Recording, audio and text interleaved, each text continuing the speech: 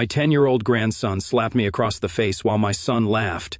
3 weeks later, a school letter made them finally respect me. My 10-year-old grandson slapped me across the face, and my son laughed. My daughter-in-law clapped. That day, I said nothing. But 3 weeks later, they got a letter from the school that left them speechless.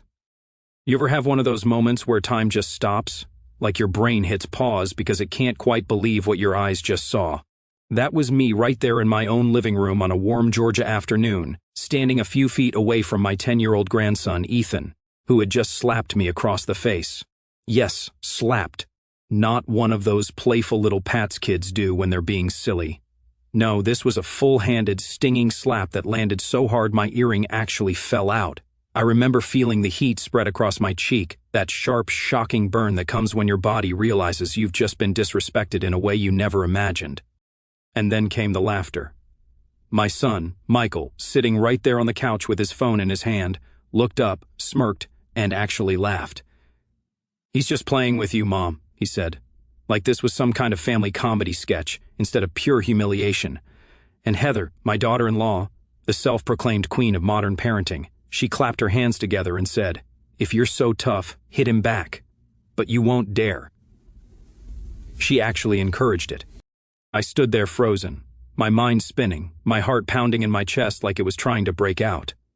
I didn't yell, I didn't cry, I just said quietly, "It's okay." But it wasn't, not even close. Something deep inside me cracked that day. Something I didn't even know could break after 65 years of holding this family together through every storm life threw at us. I remember walking to the kitchen, pretending to tidy up just so I wouldn't have to look at them. They went right back to laughing and scrolling through their phones like nothing had happened, like it was normal to watch your mother, your grandmother, get smacked in the face by a 10-year-old. And in that moment, I realized something painful. I had become invisible in my own house. I was the live-in babysitter, the unpaid maid, the woman they tolerated because I cooked and helped with bills, the grandma who doesn't understand modern parenting. That's what Heather once called me. But that day, that slap reminded me of something I'd forgotten. I wasn't helpless, I wasn't powerless, I was just quiet. That night, after everyone went to bed, I sat in my little room at the end of the hall. The moonlight came through the blinds, landing right on a framed photo of baby Ethan the day he was born. I remember holding him in that picture, his tiny fingers gripping my necklace, my heart bursting with love. I'd called him my little sunshine. And looking at that picture now, with my cheeks still faintly red, I whispered, "You were my sunshine once." My eyes stung, but not from tears, from the ache of realizing how much had changed. I thought about Michael, my only son. I raised him on my own after his father passed. I worked 2 jobs, missed meals, saved every dime so he could have the life I never did, and now here I was being laughed at in my own home by him and his wife because I was too sensitive to a slap. I took a deep breath and reached for my laptop. I wasn't looking for comfort or distraction. No, I knew exactly what I was about to do. You see, for the past 3 years, I'd been quietly paying for Ethan's private school. Every month, without fail, I transferred the money from the savings account my late husband, Frank, had left me. It wasn't something I bragged about. I never asked for thanks. I did it because I believed in education, and because I wanted Ethan to have the best. I wanted him to grow up kind, humble, and smart, not spoiled and cruel. But as I opened my online banking that night, and saw that tuition draft sitting there, ready for next month's payment, something in me shifted. That money wasn't helping him. It was feeding their arrogance. I stared at that number for a long while, sipping my cold chamomile tea, thinking about all the nights I'd gone without new clothes or skipped vacations so I could afford that tuition. For what? So they could raise a boy who thought hitting grandma was a joke. No, not anymore. I scrolled to the cancel recurring payment button and hovered over it for a moment. My heart pounded in my ears. I could almost hear Frank's voice, calm, steady, like he used to sound when he'd say, "You've got to teach people how to treat you, Ellen." My finger trembled for just a second. Then I clicked. Payment canceled. Just like that, the decision was made, and an odd sense of calm washed over me. It wasn't anger, it was clarity. For years, I'd been the peacekeeper, the quiet fixer. Whenever there was tension in the house, I'd smooth it over. When Heather snapped, I'd bite my tongue. When Michael ignored me, I'd tell myself he's busy. I thought keeping the peace meant keeping the family together. But peace built on disrespect isn't peace. It's surrender. I closed the laptop and sat there in the dark, listening to the soft hum of the air conditioner and the distant sound of a television still on in the living room. Somewhere in the house I could hear Ethan's laughter, carefree, innocent. And for a moment, I almost regretted what I'd done. Almost. But then I touched my cheek, the faint bruise still warm under my fingertips. And I remembered the sound of my son's laughter right after that slap. That sound would echo in my mind for a long time. As I turned off the lamp and lay down, a strange thought crossed my mind. Maybe this wasn't punishment. Maybe it was a lesson, one they didn't know they needed yet. And as I drifted off to sleep, I felt something I hadn't felt in a long time. Not sadness, not anger, but strength. Quiet, steady strength. The kind that doesn't scream or slam doors. The kind that simply says, enough. And little did they know, the lesson was already in motion. In a few short weeks, when that tuition bill came due and no payment arrived, when the fancy private schools sent that little white envelope marked notice of termination, they'd finally understand. Respect isn't something you can buy. It's something you earn. The next morning, the house smelled like cinnamon waffles and new beginnings. Or at least that's what Heather called it. She was buzzing around the kitchen like a bee with a phone glued to her hand, taking photos of Ethan's back-to-school outfit for her followers. "He's going to look so sharp. My little man ready for 4th grade," she said in that sing-song voice she uses when she's performing for social media. Ethan stood there posing like he was in a commercial, his slick new backpack still with the tag dangling off the side. I sat at the kitchen table, stirring my tea slowly, watching the whole show unfold. You ever notice how quiet revenge doesn't need words? It just needs patience. My cheek had healed, but the memory hadn't. Every time I caught my reflection, I could still feel that sting, not just of the slap, but of my son's laughter. Michael came stumbling in, still half asleep, scratching his head and mumbling, "Morning." He barely glanced at me, grabbed his coffee and said, "Mom, can you pick Ethan up after school tomorrow? Heather and I have a thing." His tone wasn't really a question. It was an expectation. I smiled and said, "Sure." My voice was steady, but inside my heart was doing somersaults. I'll be honest, I felt guilty. What kind of grandmother cancels her grandson's education? But then, like a whisper from my conscience, I remembered that slap, the laughter, the clapping, the mockery, and slowly that guilt started to fade away like morning fog burned off by the sun. For the rest of the week, I went about my chores as usual, the same rhythm I'd kept since moving in with them 2 years ago. I cooked dinner, folded laundry, watered the plants on the porch, all while pretending everything was perfectly normal. But inside me there was this hum, this electric anticipation I couldn't quite describe. It wasn't anger, it was awareness, the calm before the storm. The tuition payment I'd canceled was set to come due any day now, and though no one had noticed yet, I knew that envelope, that little white envelope with the school's crest, was going to arrive soon enough. I could almost see it in my mind, like a storm cloud forming on the horizon, quiet but powerful. And when it did, well, let's just say the thunder would be loud.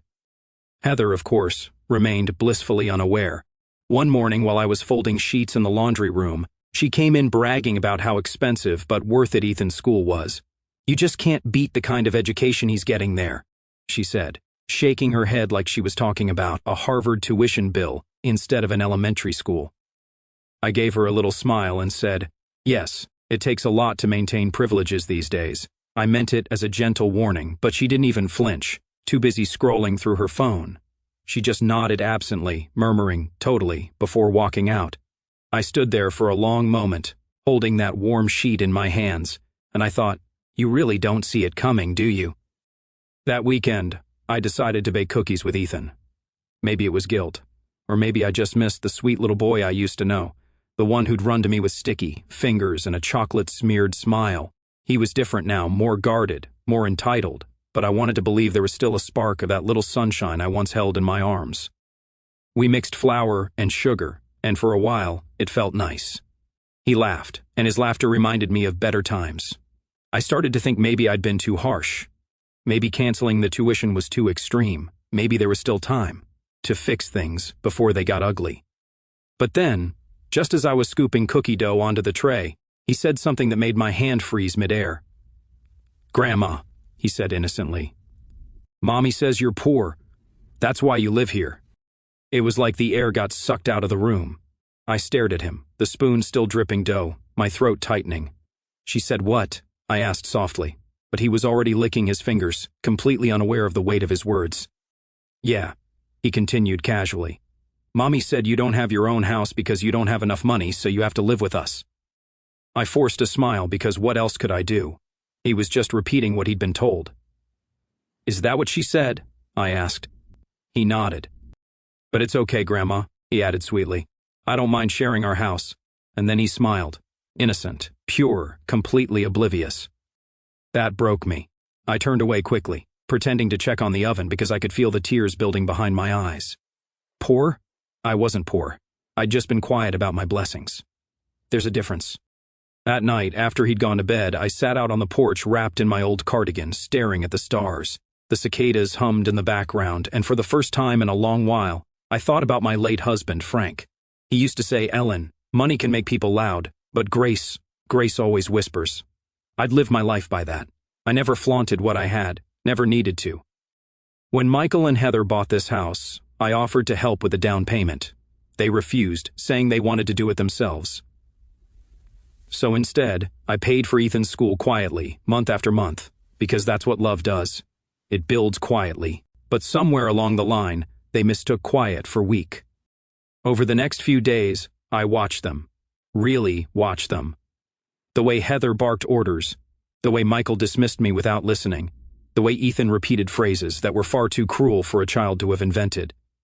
It wasn't about the slap anymore. It was about something bigger. It was about respect, or the lack of it. I realized then that this moment, this little domestic calm, wasn't peace at all. It was arrogance wearing a mask of normalcy, and masks always slip eventually. One evening, I caught a glimpse of my reflection in the kitchen window as I was washing dishes.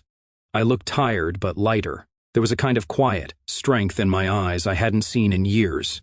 Maybe it was the anticipation of what was coming, or maybe it was the satisfaction of finally standing up for myself in my own way. The storm was approaching. I could feel it in the air. The letter would come soon, and when it did, all their laughter, their mockery, their smugness, it would crumble like a sandcastle in the tide. I finished the dishes, wiped my hands, and smiled to myself. They think they know me, I whispered to the empty kitchen. But they have no idea what's coming. And as I turned off the light and went to bed, I felt something I hadn't felt in a long time. Peace. Not the fragile, temporary kind that depends on keeping everyone else happy, but the deep, quiet peace that comes when you finally choose yourself. Because sometimes the calm before the storm isn't fear, it's power. Monday morning came like any other. The smell of coffee, the sound of Ethan's feet thumping down the hallway, and the hum of Heather's blender as she made her usual green smoothie she swore was anti-aging. The first day of school was supposed to be exciting, a fresh start, a day full of smiles and photos for her followers. The kitchen buzzed with the usual chatter, Ethan bragging about seeing his friends again, Heather barking orders about brushing teeth and packing lunches, and Michael glued to his phone. I stood quietly by the sink, washing my cup, pretending not to notice the way they moved around me like I was part of the furniture. But deep down I knew this was the day. The calm had passed. The storm was about to hit. Right on cue, a soft thump sounded at the door. The mail. Heather grabbed the pile, flipping through bills and ads until she saw it, a large white envelope with the school's logo printed neatly in the corner. Oh, it's from the school, she chirped, her voice bubbling with excitement as she tore it open with her manicured nails. I didn't even have to turn around. I knew exactly what that letter said.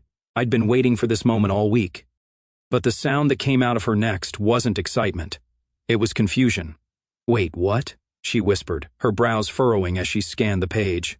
Then, louder this time, her voice rising like a siren. What do you mean tuition unpaid? Michael's head shot up from his phone. What are you talking about? He said, grabbing the paper from her. His eyes darted across the lines, his jaw tightening. That's impossible. Mom's been handling that. And there it was, the line that lit the fuse.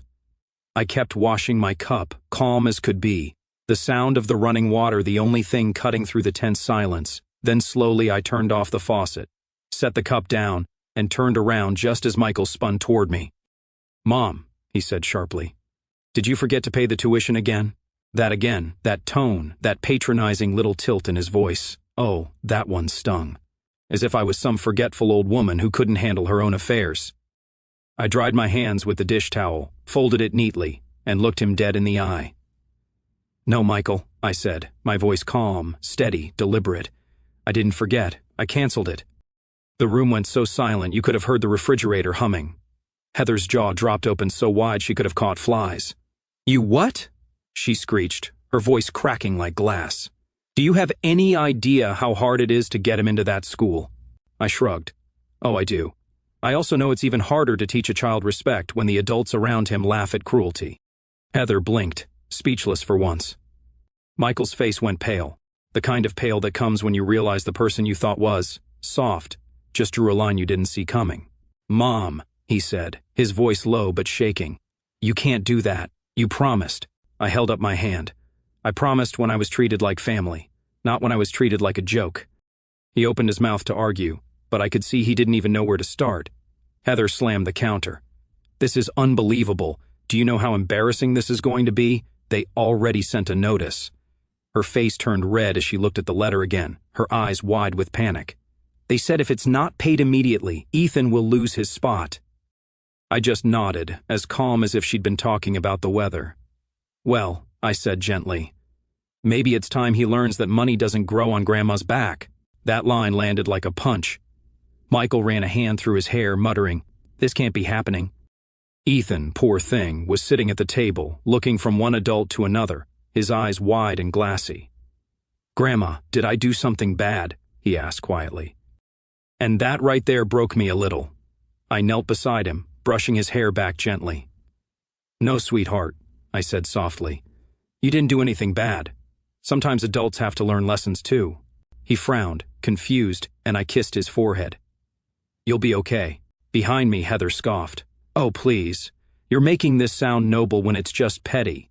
I stood up slowly, turned to face her, and said, "No, Heather. It's not petty to demand respect. It's overdue."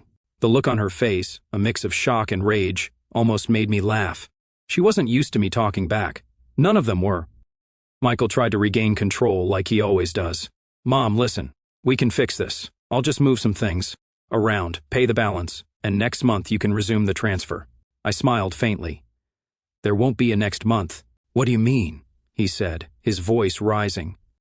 "I mean," I said clearly, "I'm done paying for a household that treats me like a burden. If you want your son in that fancy school, you'll have to pay for it yourselves." The color drained from his face. He opened his mouth, then shut it, realizing there was nothing left to say. Heather grabbed her keys and stormed out of the kitchen, muttering something about calling the school. Ethan started crying quietly and my heart twisted. I didn't want him to feel pain. Not really.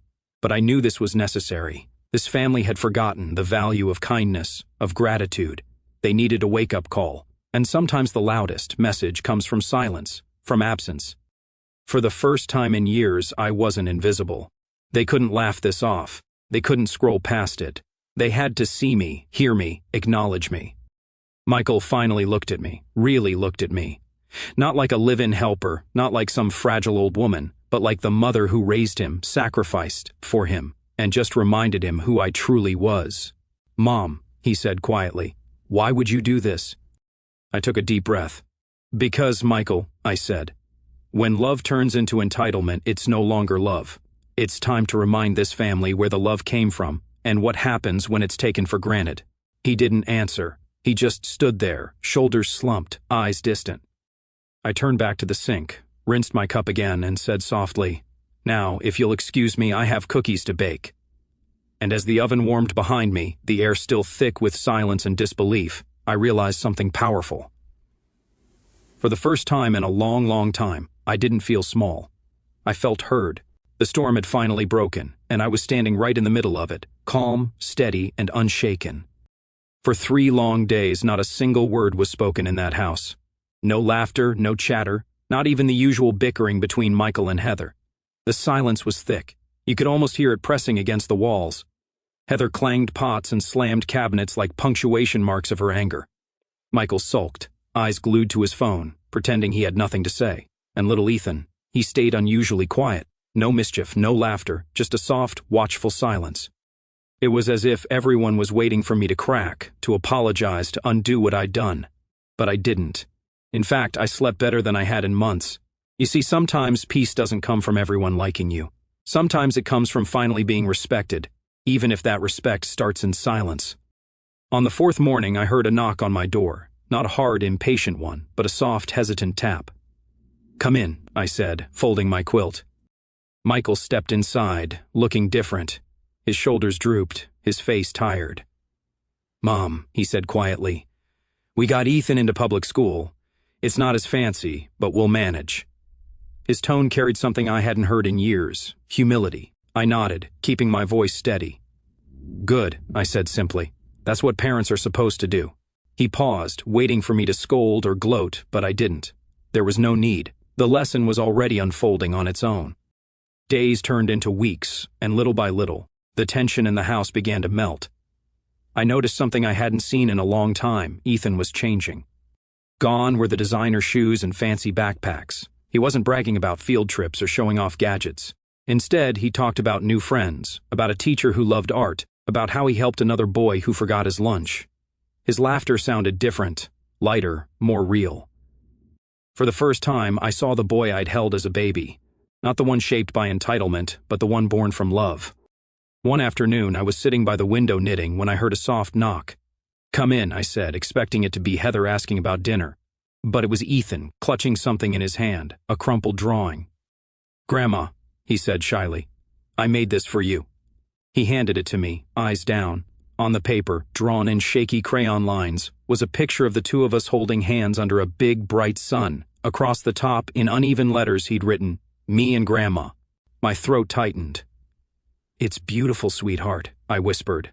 He hesitated for a moment, then said softly, "I'm sorry I hit you." Those 5 little words broke me and healed me all at once. I pulled him close, holding him tight. "Thank you, baby," I said, tears slipping down my cheeks. Now that's what I call real learning. Because this right here, was the kind of education no private school could ever give. Not math or science or manners rehearsed for show, but humility, empathy, and love. As weeks passed, Heather began to soften too. She wasn't as sharp, her tone gentler, her glances less cold. Maybe she realized what pride had cost her. Maybe silence teaches more than words ever could.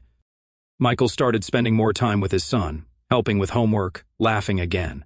And Ethan, my sweet boy, would come sit beside me every morning while I sipped my tea.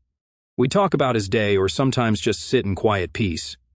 Now when I look out that window every morning, tea warming my hands, I smile. Not because I won or proved a point, but because I found peace. They learned that respect can't be demanded. It must be earned, and sometimes the greatest, revenge, isn't loud or cruel. It's calm, patient, and wrapped in the kind of silence that speaks louder than words ever could. If this story made you smile, think, or maybe even tear up a little, hit that subscribe button, because every week I share real stories from strong women who've been underestimated and came out stronger. Don't miss the next one. You never know whose story might feel a little like yours.